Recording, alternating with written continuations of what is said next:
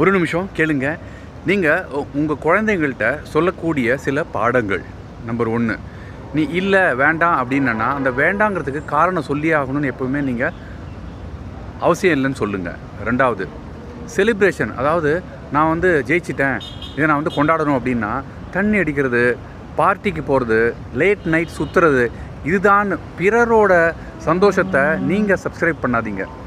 புஸ்தகம் படிக்கிறது கூட ஒரு செலிப்ரேஷன். நீங்கள் ஃப்ரெண்ட்ஸோடு சேர்ந்து பேசுகிறது ஒரு செலிப்ரேஷன்.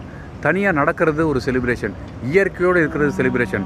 நல்லா பாடுறது கூட செலிப்ரேஷன். ஸோ நிறைய விஷயங்கள் இருக்குது. அதனால் உடலை கெடுக்கிற எதையுமே நீங்கள் உங்கள் பசங்களுக்கு செய்யாதுன்னு சொல்லுங்கள்.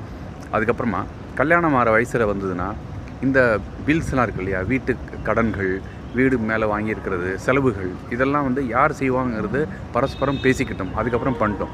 மனசில் வலி இருந்ததுன்னா அந்த வலியோட திருமணம் செஞ்சுக்காதீங்க. வலி தீர்ந்ததுக்கு பண்ணுங்கள். வரும்